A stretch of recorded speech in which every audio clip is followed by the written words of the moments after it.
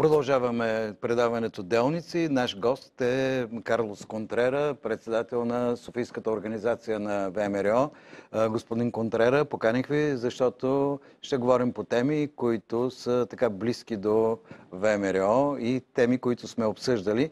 Но тъй като в момента Европейския съюз, даже и в този час, заседава относно квотите за емигрантите и как ние наистина да се съхраним като нации, като държави, без да допуснем в страните ни да се изсипят, смея да кажа, невероятно количество хора, които нито знаем, нито познаваме, нито пък знаем дали не са свързани с групировки.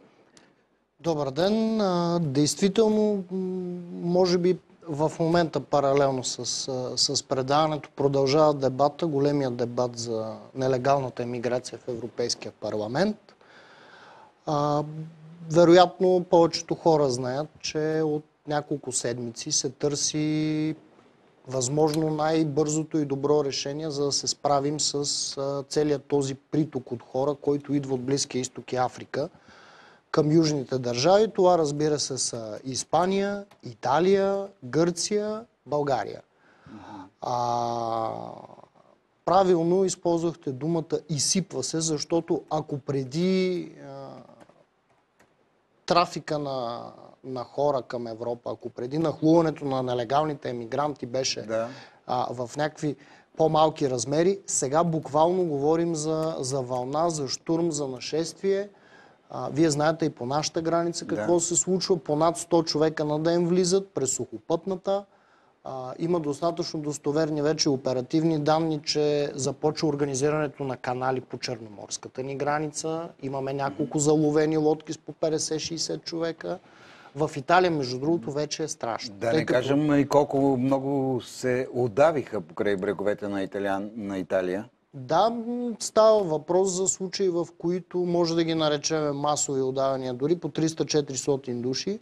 Поради тая причина на дневен ред се постави въпроса какво да се прави с тази нелегална емиграция. Преди известно време имаше някаква среща, но като че ли нищо не се реши тогава. Сега вече нещата ескалират. Италианците, между другото, вероятно и испанците, са много силно притиснати. Трябва да се отчита и друго. Ако те успят по някакъв начин да отблъснат трафика, той ще дойде към Гърция и към България. Тоест цялата южна граница е заплашена.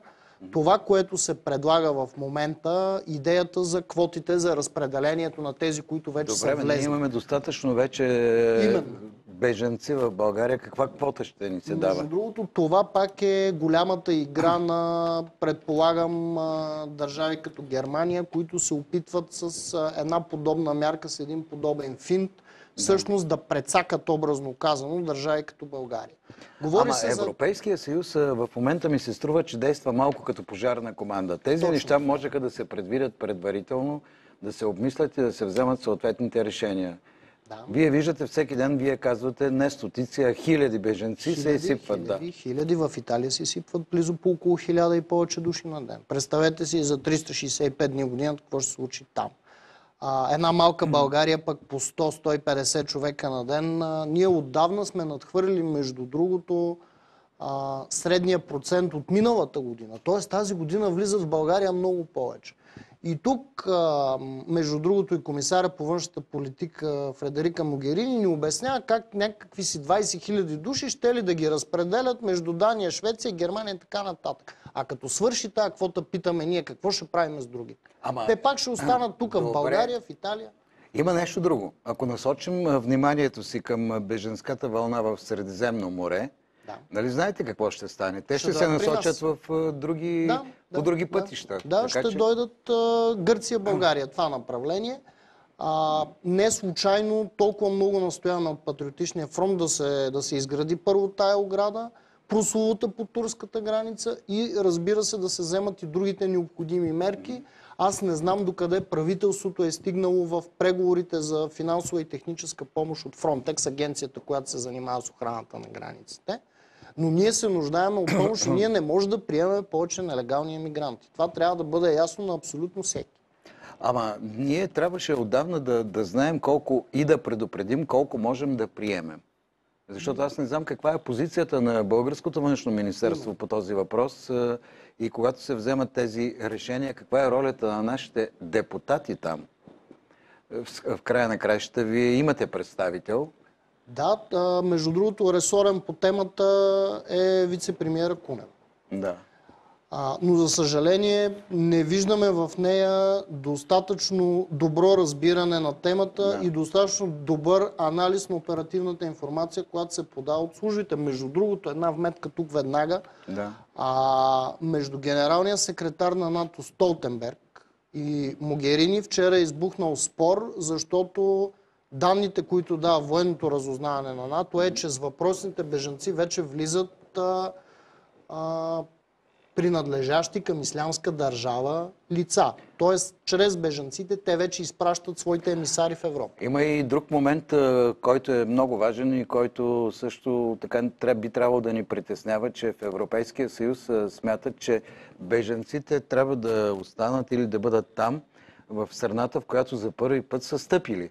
Да, това е съгласно двата регламента Дъблин 1 и Дъблин 2. Този метод също не работи.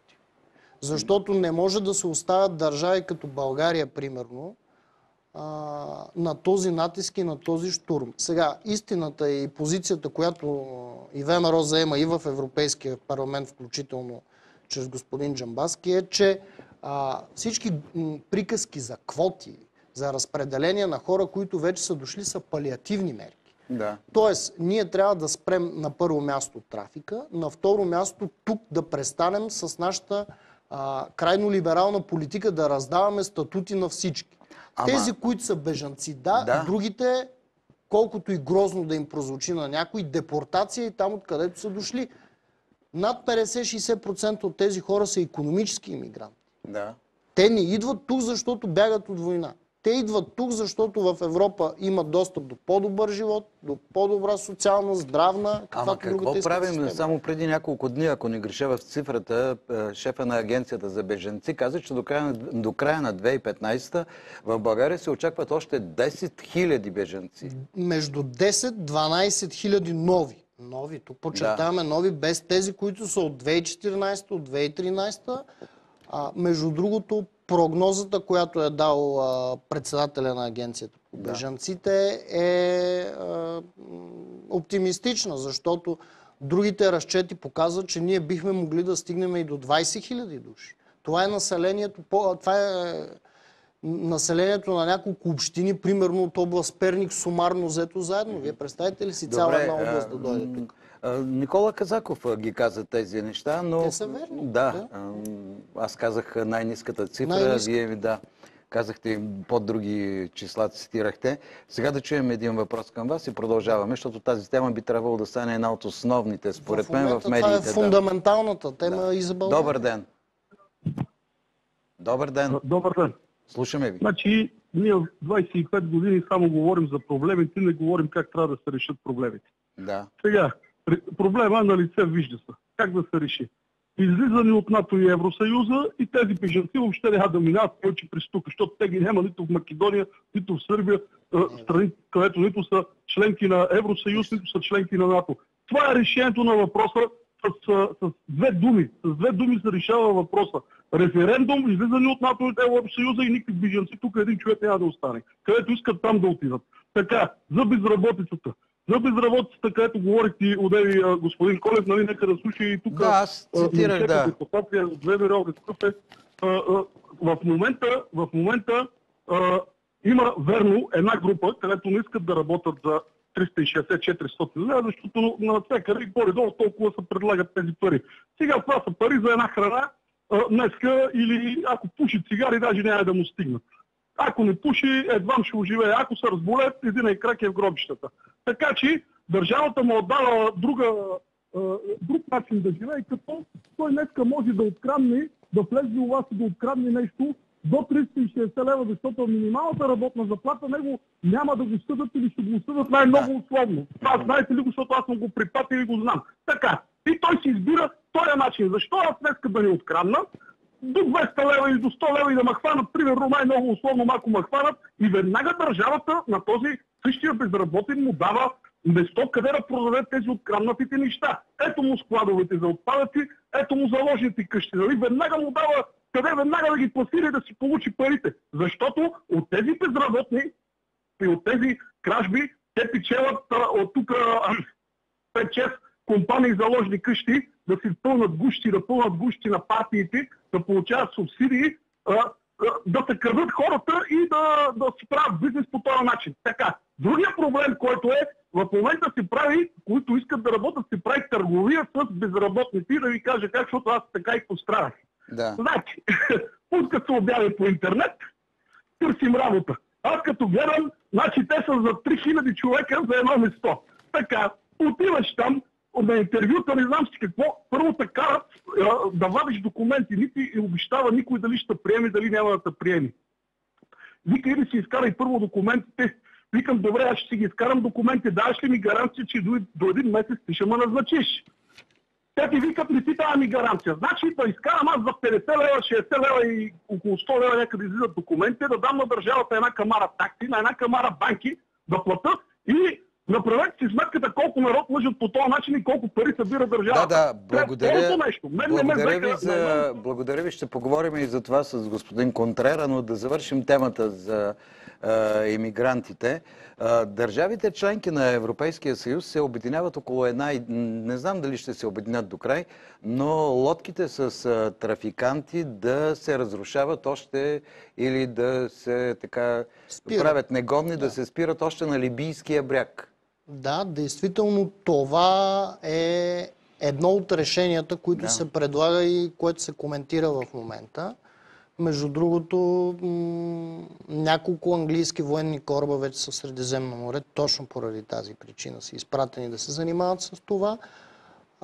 Операцията най-вероятно ще започне до няколко седмици, ще протече в няколко етапа, както се предвижда. Първият е разузнавателен, да се установят по Либийския бряг, откъдето идват най-много лодки, местата, пунктовете на тези трафиканти. Оттам нататък идеята е лодките да се спират още в либийски териториални води, да се потапят. Не се позволява да преминават. Защото между другото трафика е страшен. Между другото и това е бизнес за милиарди евро. Добре, не трябва ли най-напред да се потърси начин да се озаптят тези каналджиите, които... Това е начина. Между другото, вероятно, прагматичната идея да се потапят лодките има своята логика в това, че когато се отстранят възможностите те да превозват толкова много хора, трафика ще намалее. Но ние имаме един друг проблем. Държавата Либия вече не съществува. Там има няколко анклава, които си успорват помежду си по кланово-етнически признак господството над една територия. Между другото, там е вече ислямска държава. Подчертавам пак, че трафика на хора, на нелегални емигранти към Европа, това е страшен бизнес. Говори се за суми от по 2000 до 5000 долара на човек, за да го прекарат от Либийския бряг до Италия, до Испания. Представете си при толкова хиляди емигранти на ден, за какви колосални суми пари става въпрос и погледнете на тези трафиканти, какви са им разходите. Те взимат или крадат някакви лодки, пускат ги и общо взето нямат никакъв друг разход. И всъщност по-лошото е, че тези пари, според така пак данни и на Европейската комисия, и на съответните служби за сигурност на държавите членки, тези пари се използват за финансиране на тероризъм. По отношение на репликата на вашия зрител за Сърбия и за Македония, не е вярно, че там го няма. За нея ще говорим по-нататък, но там вие само кажете Има го проблема и в Македония, и в Сърбия го има. Те също, макар и да не са членки нито на Европейския съюз, нито на НАТО, няма как да избягат от териториалното си положение и нелегалните мигранти, които влизат в България и Гърция, минават и през Македония и Сърбия. И там също този въпрос стои, макар и с не такава сила. Добре, но има нещо друго. Не би ли трябвало тези квоти, които ще се направят, да се съобразят и с икономиката, с ситуацията в съответната държава? Защото, ето, всеки пети български младеж у нас е лентяй. Аз не вярвам, че той е лентяй, защото иска да не работи. Просто и човека, зрителя, който се обади преди малко, обясни за какво става въпрос. Ние ще напълним... Откъде ще вземем пари да ги издържаме? Ние нямаме пари да ги издържаме. И между другото, пак ако се върнем на квотите, говори се за разпределение общо на 20 хиляди души. Те ще бъдат много повече. Тоест до 20 хиляди каквото се разпредели. Другите остават пак в тежест на държавите, в които са влезли. Тоест ние трябва да спрем въобще трафика и трябва да почнем да ги депортираме. България не може да издържа тези хора. Нямаме средствата. Това са интересни неща, но все пак и в момента Европейския парламент разглежда този въпрос. Едва ли ще бъде взето днес решение, но поне ще... Но дебатите са много оспорени, между другото. Това, което имаме като информация от днес е, че представители на Италия и на Испания и на Великобритания категорично са се обявили против тия квоти и то е ясно защо, поради тази причина. Сега, добър ден. Алло? Добър ден, да. Добър ден, господин Конев. Вашия редовен зрител Станимир Гелимачев от Ивайловград. Във връзка с зрителя, който ще обади. Ако България излезе от Европейския съюз, че едва ли ще спре бежанската вълна. Аз съм израснал на границата в района, знаете, на Ивайловград, на гръцката граница. Бежанската вълна не е спирала и през комунистическо време, и сега. Да не забравяме, когато беше кризата в Ирак, също имаше голяма бежанска вълна. Тогава медиите може би си затварих очите. Точно в района на Ивайловград тогава бяха задържани в продължение на 2 месеца една група от 80 човека. Тук въпросът е друг.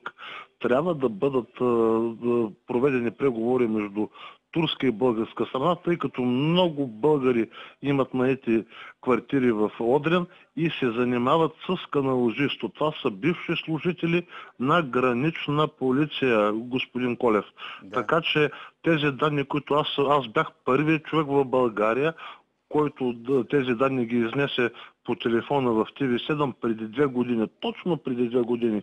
Така че проблема не е от сега. Тук трябва, аз като активист на Патриотичния фронт, настоявам, тъй като в момента вашия гост е именно от Патриотичния фронт, да се поеме една инициатива и да се проведат разговори между българска и турска страна.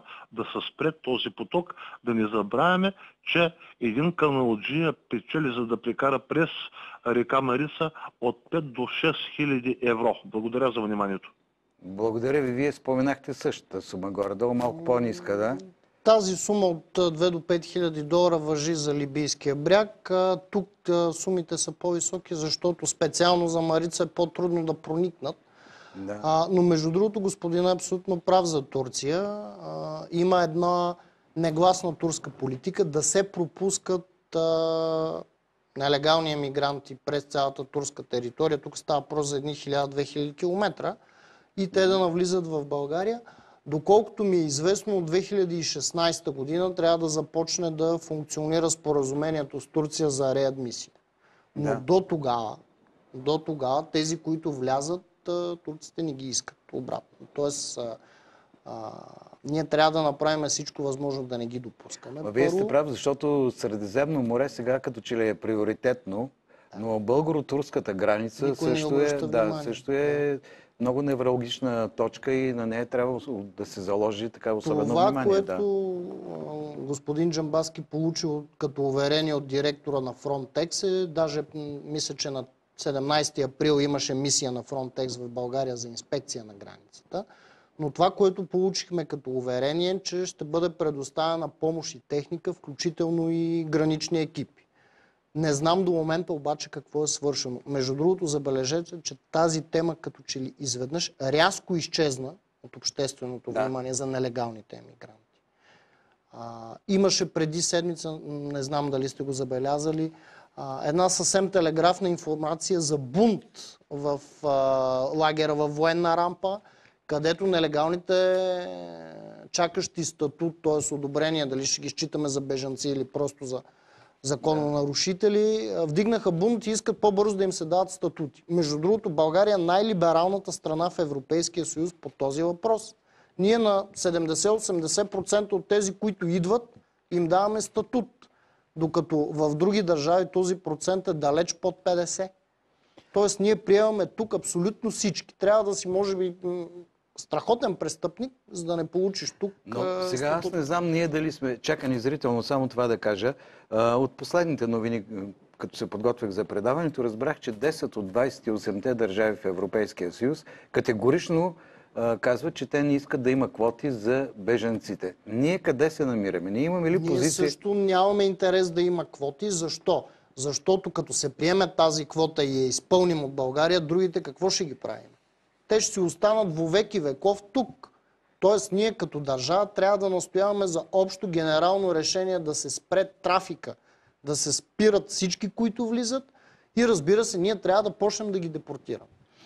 Не може да издържаме толкова. Френският президент каза, хората, които идват тук и не са наети от компании за работа, веднага трябва да се връщат. Тук става въпрос вече за така наречената икономическа имиграция, но не знам... Не, и за бежанците става въпрос. Ако може да ги приеме, само ако имат ако имат осигурена работа, доход, възможност да се издържат, което за една известна част не е на лице, а за друга, между другото, в България много интересно е, тук като се разходиме по Пиротска, може да видим как хора, които уж са бежанци, разполагат с скъпа техника, и покрай с нашата пари. телевизия всеки ден минават. Да, и много ми е интересно защо включително и криминална полиция и ДАНС не се интересуват тези хора, откъде имат тези пари и как продължават да живеят месеци наред. Не знам колко струва. Само да чуем въпрос от зрител и да поговорим и на тази тема, защото аз не знам колко струва издръжката вече на един такъв човек. Казват, че е към 1000 и няколко лева. Добър ден. Добър ден. Слушаме ви. Аз, господине, ще ви продължа относно парите, които имат. Как така те бягат от там, че са толкова зле, а вадат пари, които аз не съм виждал никога? Да. Откъде на къде? И тук става въпрос на прехвърляне, едно заболяване, на прехвърляне от здравата на болната на здравата глава. Никой не говори за първопричината. Те ми говорят тук, че ми дадат пари от Европейски съюз. Абе ние не искаме да променим етническия състав на територията, бе, скъпи господа. И тук, защо това нещо го нямаше преди години толкова в такава степен? Откъде на къде? Съединените американски щати разбутаха целият Близък изток и натресоха тази болест тук. Те са причината. Дай да видим каква е причината, че тая мъшеници тук съсипаха света. Бе. За какво става въпрос? Те са цялата причина. Всеки го обикаля и говори глупости. Те са причината за тази работа. Разбутаха Близкия изток и крадат петрола оттам. И тия бягат насам тук и ние чудим какво да ги правим. Кажете, говорете направо, вече няма да обикаляте. Говорете направо коя е причината за цялата работа. Ние всички виждаме коя е причината. Благодаря ви. Причината е ясна и това е прослутата арабска пролет, известна вече като арабска зима. Действително, благодарение на чуждите разузнания, между другото, и с подкрепата на някои европейски държави се случи това, защото и Франция и Великобритания също имат своята негативна роля във въпросните арабски революции. Да. И ние сега всички берем плодовете от тяхната глупост. Но ние причината лесно ще я назовем. Въпросът е какво да правим сега. Не случайно тезата ни като ВМРО в Европейския парламент и в момента е много проста и ясна. Тези райони трябва да се умиротворят с всички възможни средства. Защото ако няма умиротворяване на райони като Либия, от чието територии идват стотици хиляди нелегални емигранти, между другото там се събират от цяла Африка и тръгват към Европа. Ако там няма умиротворяване, няма ред и сигурност, както беше по времето на Кадафи, ние с тези квоти и с потапянето на лодки няма да постигнем почти нищо. Тоест, прав е господина, че проблема трябва да се реши издъно в корен, там откъдето е тръгнал. А проблема е оттатък Средиземно море на Африканския бряг. Сега, по въпроса, който така и вие повдигнахте за издръжката, лично аз съм скептик дали обявената цифра от 1100-1300 лева е така, защото познавайки как работи нашата администрация, знаейки колко служби се занимават с въпросните на легални емигранти, цифрата е много по-голяма. Но по-интересното е, че точно службите, които трябва да ги възпират, са оставени без пари. Не знам дали сте наблюдавали кадрите, които гранични служители пускат в интернет, които заснимат в какви условия работят. Значи те нямат униформи. няма нормална техника, няма нормални условия за живот, докато дават дежурствата. Има и един ротационен принцип. Отиват хора, които никога не са били, Да, пращат хора, които не са подготвени. Между другото, в момента масово на полицаите по границата не им се плащат командировъчните, което е също друг голям проблем. Натоварването е голямо. Нарушава се трудовото законодателство по този въпрос. Ще ви обясня защо. Защото около 700 души липсват на гранична полиция да поемат тежестта. И въпросът е тук, защо не се назначават тези хора? Защо не се дават пари за сигурност на българската граница? За това могат да отговорят хората, които сме изпратили, 240 души в българския парламент. Но сега ще излъчим рекламите, след което ще продължим. Продължаваме с Карлос Контрера, лидер на ВМРО за Софийска област. Господин Контрера, да останем още малко на темата за бежанците. Да кажем на зрителите, понеже споменах, че 10 от 28-те държави на Европейския съюз не желаят да приемат бежанци. Да кажа кои са тези държави. Великобритания, Франция, Испания, Полша, Унгария, Чехия, Словакия, Естония, Латвия и Литва не са съгласни. Какво става? България? България, както винаги, си трае. Да. Това е резонен въпрос, който би трябвало да се зададе, разбира се, и на ресорния вице-премиер Кунева, която трябва да отговаря за този проблем. Разбира се, въпроси към МВР и въпроси към министра на външните работи. Добре, ще спаси ли държавата тази нова телена ограда, която ще бъде изградена? Това е един от елементите. Въпросът е най-накрая тя да бъде завършена, доколкото знам, продължава да се работи по проекта. Не е и лесно, разбира се. Нещо, което ние трябваше да направим преди 4-5 години, сега искаме да го направим за 6 месеца. Но това е само един от елементите. Дори бихме могли вече да мислиме и за друго, да я подсилваме тая ограда и да увеличаваме, защото преградните и защитни съоръжения на другите държави са много по-сериозни от нашата ограда, която в момента е проектирана и се изгражда. Но пак се връщам и към това, което вие много правилно маркирахте, че когато започне операцията в Средиземно море срещу трафика, част от него ще дойде към България. Тоест ние ще имаме увеличение. Ще поемем като буфер това, което бяга пък от Средиземно. Те ще търсят, те са като водата, ще търсят друго място, като запушим едната дупка, търсят си друго място и естествено, че ще се насочат и насам. Но казахме и за подготовката на граничните полицаи. Да. 2 катастрофи имаше вече. Много тежки инциденти на границата. Пулките, както така наблюдавам, не се извадиха. Между другото, ние съвсем резонно поискахме да пратим армия. Което виждам на предварителния контрол, мисля, че са снимки от условията. Това са от условията, в които живеят и работят граничните служители. Да. Хубаво. Да. Вие виждате, там има изпратени от охранителна полиция, има от КАТ хора, всякакви пращат, защото пак казвам, има недокомплект в гранична полиция и просто там трябва да се назначат хора, а не да се командироват хора от страната. Да. Между другото, командировайки тези хора на границата, вие оголвате съответните полицейски управления в страната, което също е тактическа грешка.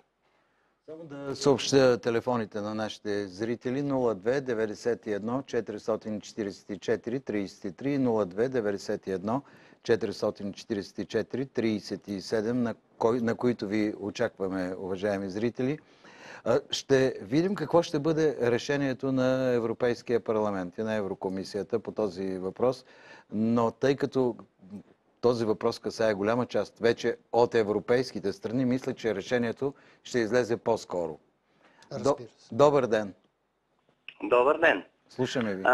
Казвам се Георги Иванов Нецов и искам да взема отношение. Този разговор тук е безмислен. Добре. Много ясно е казано в Женевското споразумение. Какво е бежанец? Бежанец е този, който идва направо от войната там, където има война. Той трябва да мине 2000 км през Турция, която не е член на Европейския съюз, за да ми дойде в България и да мъти водата и да изменя генофонда на цялата държава. Питам, къде е тази министърка на вътрешните работи, където се кипри като някаква манекенка там и само с тия дрипи там, къде се прави на велика? Къде са тези полицаи? Където ми говорите, че полицаите като ги изпратят там, няма да има кой да защитава хората. Какво правеха и преди това, като не бяха на границата? Същата работа. Къде е този Бойко, където казва, че направи добро, презяждаво, аз съм направил добро, 5 села съм спасил от организирана престъпна група за кражба на вода и за това ще влезе и в затвора за такива неграмотници там. Няма какво да се пудри и този младеж да казва, че патриотите. Това Алфа го е казал преди години. Госпожа Ташева казва за тези главорези, показваха снимки и те сега си приписват тук и младежа се прави на велик контра. Той ме това е контра. Добре, благодаря ви. Правите ли се на велик, Не може да господин? избягаме от електората на Атака. Между другото, дебата за троловете, който се води днес по студията, ето, освен интернет тролове, има и телевизионни такива. Всеки има право на мнение. Разбира се, но аз не го квалифицирам персонално, но това е нивото. И преди се е случвало, не за първи път е. Добре, понеже споменах в началото нашият зрител, един от зрителите, който се обади, спомена, че някои държави, съседни нам държави, които не са членове на Европейския съюз, може би ще бъдат спасени от бежанските вълни. Той цитира Македония. Сърбия, да. Не, това не е абсолютно не е вярно. Между другото, сърбите също имат голям проблем с тези, които влизат на тяхна територия, защото пътя към Западна Европа минава оттам. Да. Македония също има проблем с тези, които влизат от Гърция. Там, между другото, миналата седмица имаше случай, в който влак помете нелегални емигранти, които се движеха по ЖП линията, опитвайки се да преминат по-навътре в територията на Македония. Това, че ние нямаме информация тук в България за тези неща, не означава, че и в другите държави няма проблем. Напротив, дори там проблема ще бъде по-сериозен, защото ние по един или друг начин може да натискаме и да разчитаме на общо решение благодарение на несъгласието на държави. Вие виждате като Великобритания и Испания, но Македония и Сърбия на кого ще разчитат? Добре, понеже споменахме и Македония, да кажем няколко думи за кризата в Македония. Интересна публикация имаше днес, понеже вие все пак сте организация, която е тясно свързана с тези проблеми. Хареса ми това заглавие в днешният брой на вестник Преса. Заев и Груевски си мерят митингите. Меркел и Саркози поздравяват премиера на Македония. Това заглавие, което е подходящо като за новина, но проблемите в Македония далеч не са двата митинга, които си спретнаха и опозицията, и управляващите от партията на Груевски. Това, кой кого е поздравил, също е според мен една абсолютно грешна трактовка, защото самия господин Груевски, между другото, дълго време не беше приеман в институциите в Брюксел. То е ясно защо. По отношение на случващото се, трябва да бъде ясно едно, че ние сме се захванали тук с тези бомби, които, както ги наричат там, огласява в обществото опозиционерът господин Заев. Но проблемът е много по-сериозен, защото бомбите са само фасадата.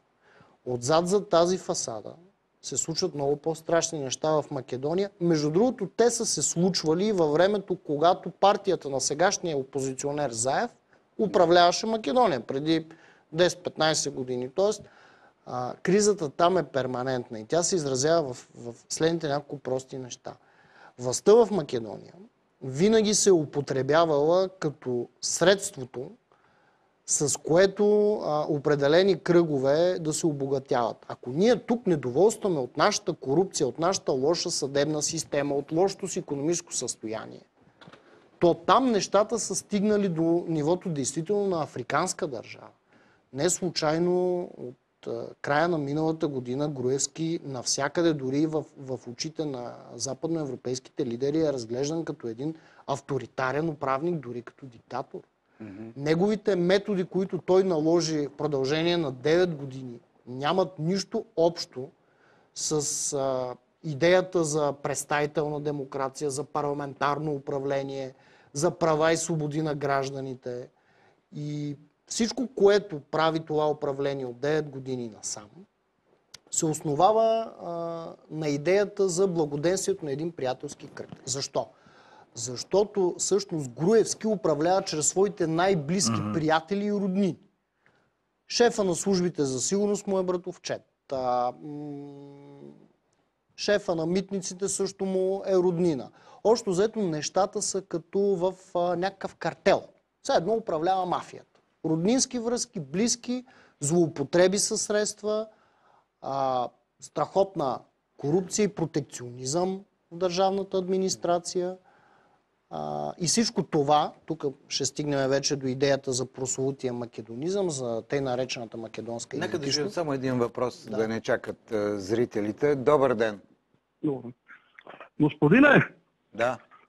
излезем ли в НАТО, ние ще имаме собствена българска армия. Така. И няма да пуснем тези младежи тук да нагазат с колите, ми ще отидат да стават войници, да стават мъже, както ние сме ходили едно време. Границата са пазише и пили не можеше да прихвъркне. Такива иммигранти, дори някой да пробие, те няма да са толкова хиляди. И второ ще ти кажа, в Македония имам братовчери. Никакви иммигранти няма такива. Ако минава транзит, никой не му дава право там да остане. Разбираш ли какво става? Да. Така, от НАТО да не искат да излагат такива като вас, ВМРО, Патриотичен фронт, не знам си кой, имат и полза, защото вашите лидери са крадци и имат милиони и са милионери на гърба на хората. И изгледам ли от НАТО, всичко ще им се конфискува и ще отидат в трудово-възпитателни лагери. Разбрахте ли какво? Да. Защо вие сте за това НАТО? Защо толкова не искате да има българска армия и тия бъженци да си влизат тук да си правят каквото си искат? България да има разруха, а вие да сте добре. Благодаря. Благодаря. Това за армията, независимо от тона зрителите, това показва, че зрителите живеят с тези проблеми.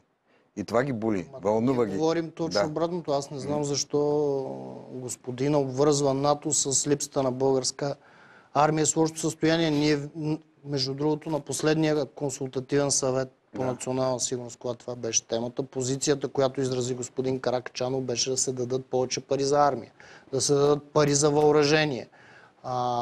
Ясно е, че с моментния числен състав, който имаме и с каквато техника разполагаме, ние сме небоеспособни. Но има нещо друго. Всеки се оправдава с НАТО. Между другото, редица военни министри се оправдават с НАТО. Няма нищо такова. Просто се правят едни далавери, защото Вашингтонския договор казва нещо много просто. Да. Всяка държава трябва да бъде боеспособна. Ние в момента очевидно е, че не сме. Ама има нещо интересно. Прочетох една интересна справка. Не мога да цитирам цифрите, но как може полската армия да е въоръжена с СУ, с МиГ, с танкове и с друга техника руска? Нали? Какъв е проблемът с това? Да, но при нас, но ние казваме, че не можем. Трябва да купуваме нови. То проблема е при нас, че ние с никаква техника не сме въоръжени. Ние практически вече сме в състояние, в което нямаме нищо. И може би тук проблема е, не знам, на лобизъм или на някакви задкулисни политически сделки, които се изключват на гърба, разбира се, на армията, но аз съм напълно съгласен с господина, че трябва да се дадат много повече пари, че численият състав на армията трябва да бъде много по-голям.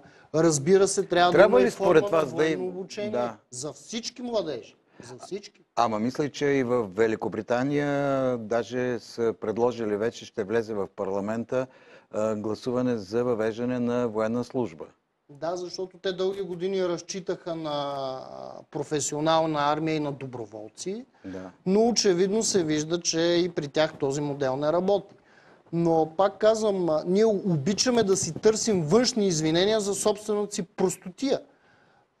Защото 100 пъти като се повтаря, че имаме проблем, че армията трябва да бъде усилена, че трябва да се грижим за нея, че трябва да има военно обучение, дето се вика, за да може най-малкото при природни бедствия и аварии да знае всеки как да реагира. В момента масово не се знае какво да се прави. Ние правим точно обратното.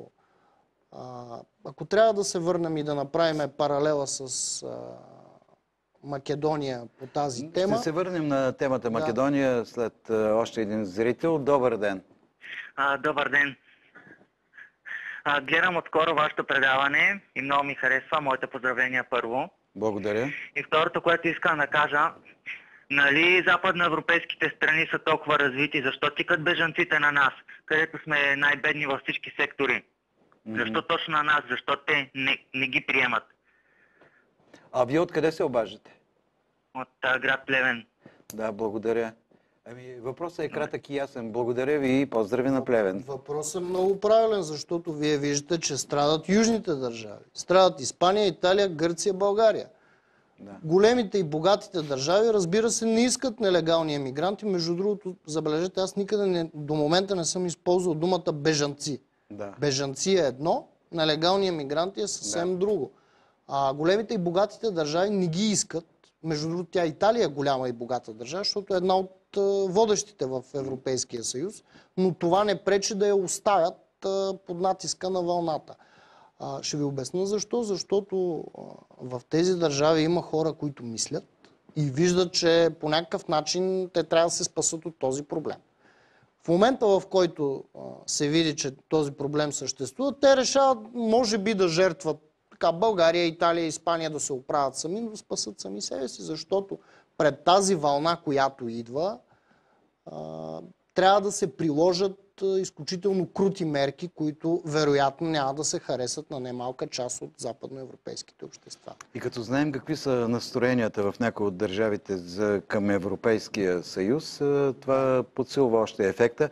Сега връщаме се към Македония, за да ви прочета една новина, която агенция Фокус разпространи преди броени минути. Руският външен министър Сергей Лавров е заявил, че кризата в Македония е режисирана отвън.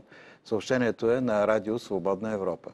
Според Лавров, събитията са организирани след отказа на премиера Никола Груевски да се присъедини към санкциите срещу Русия, които ги въведоха САЩ и Европейския съюз заради ролята на Москва в кризата в Украйна.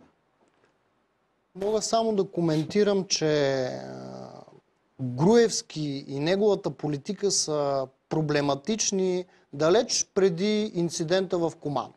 Да. Така че в случая изявлението на министър Лавров е по-скоро дипломатически, политически ход, който желая да внуши тезата, че в Македония отново се разиграва международната геополитическата карта. Но Груевски си беше такъв и преди 5 години, и преди 9 години. По въпроса за инцидента има много недоизяснени неща.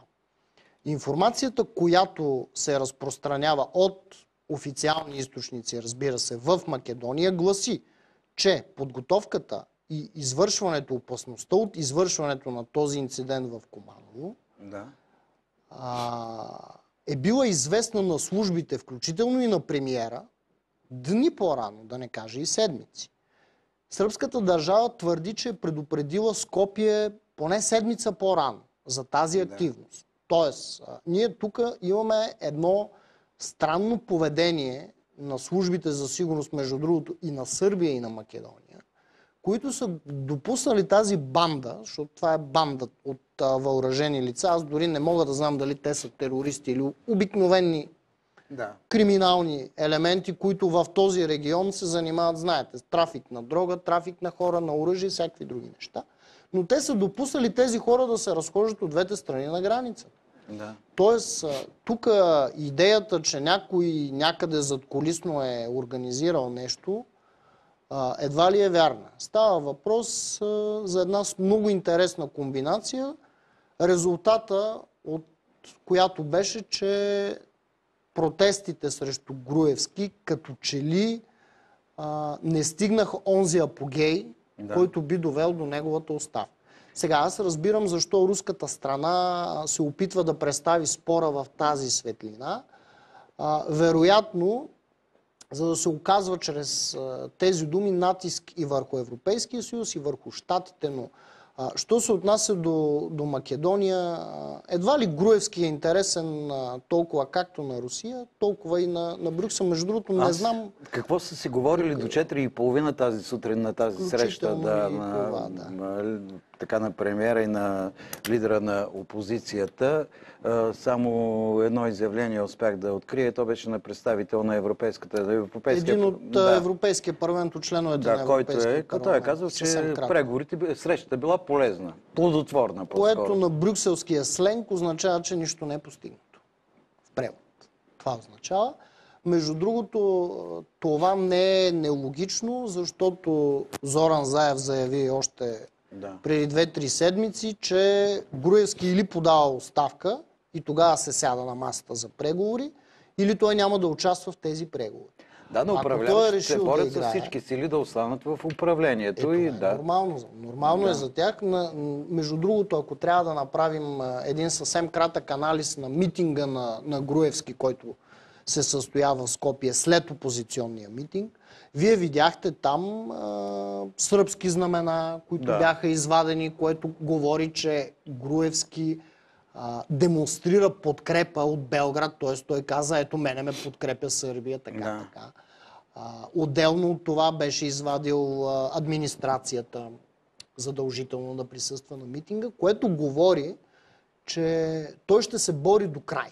Да запази не толкова себе си, колкото своя модел.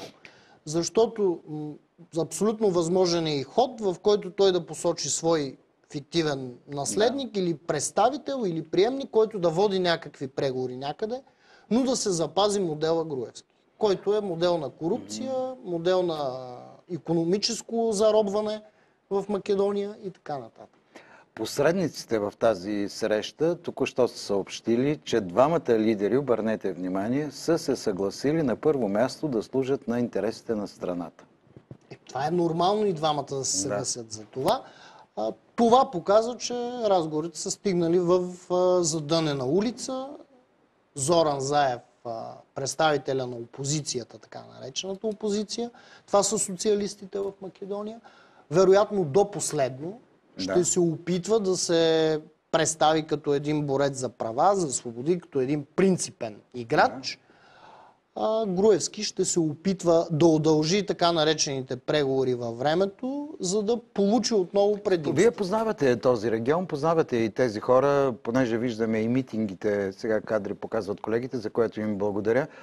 Дали можем да очакваме нова вълна от митинги или това беше така инцидентно и едва ли ще се повтори, а дали има вероятност? Вероятност, разбира се, има. Зависи от тук нататък какви ходове ще предприемат и настоящия премиер Груевски и какви ходове ще предприеме опозицията. Аз съм далеч от мисълта, че се свършиха там компроматите, които се извадиха. Вие видяхте, последното беше за въпросния Мерцедес Фантазия, който е закупен. Вероятно ще има още по-страшни неща. И другия запис пък на опозицията, когато там, Заев иска подкуп. 1 евро за мен, 1 евро за теб и така нататък. Дали тази среща, която в Страсбург не доведе до политическо решение на въпроса, ще доведе поне до следваща, която да реши до някъде проблемите? Вероятно ще има много силен натиск над управляващите и над опозицията да седнат на масата за преговори. Между другото, в доклада за напредъка на Македония по преговорите и за присъединяване беше отбелязано нещо много важно, именно, че яркото, острото, почти болезненото противопоставяне на опозиция и управляващи е вредно за държавата и този модел трябва да бъде прекратен. Аз ви благодаря за гостуването. Ще се виждаме още в това студио, защото процесите се развиват. Динамични са. Динамични са. Благодаря ви, господин Контрера. Сега е време за реклама.